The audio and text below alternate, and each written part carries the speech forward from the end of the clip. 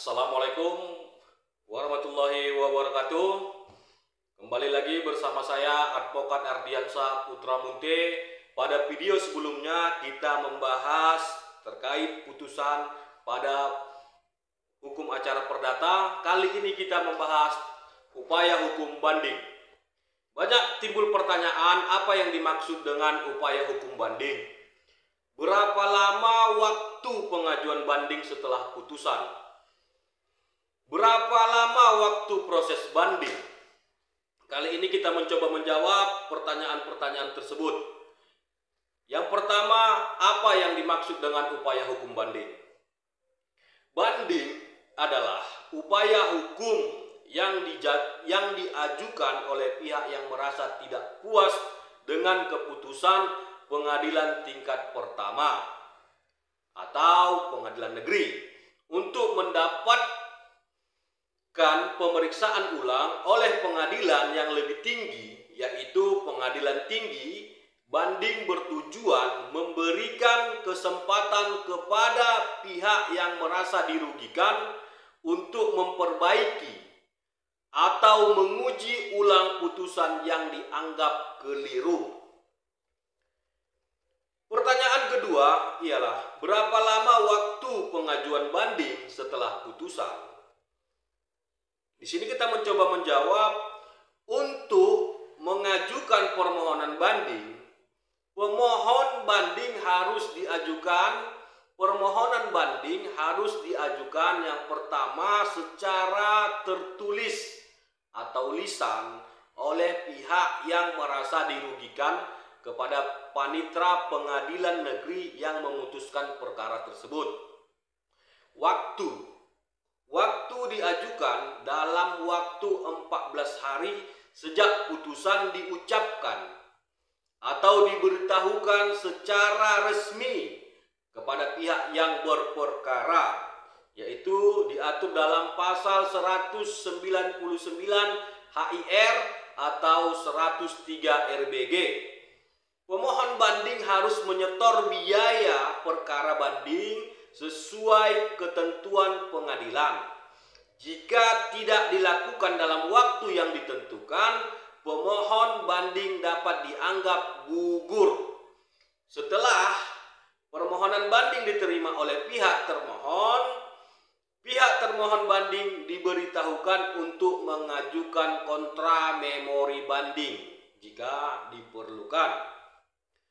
Berkas perkara, relas, putusan dan bukti dikirim oleh pengadilan negeri ke pengadilan tinggi untuk diperiksa ulang. Pengadilan tinggi memeriksa ulang berkas berdasarkan fakta-fakta yang telah diajukan di tingkat pengadilan pertama tanpa adanya pemeriksaan ulang terhadap saksi atau bukti baru kecuali dalam keadaan khusus. Putusan pengadilan tinggi dapat berupa menguatkan. Yang kedua, mengubah atau membatalkan putusan pengadilan negeri. Putusan banding kemudian dikirim kembali ke pengadilan negeri untuk diteruskan kepada para pihak.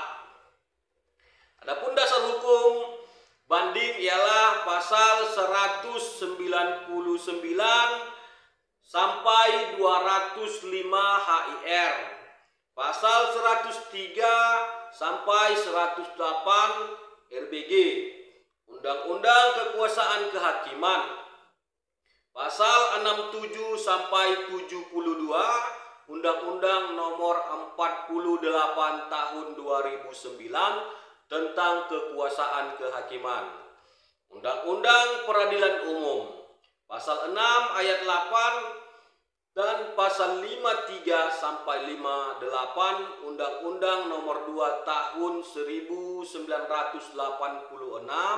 tentang Peradilan Umum sebagaimana telah diubah terakhir kali dengan Undang-Undang Nomor 48 Tahun 2009.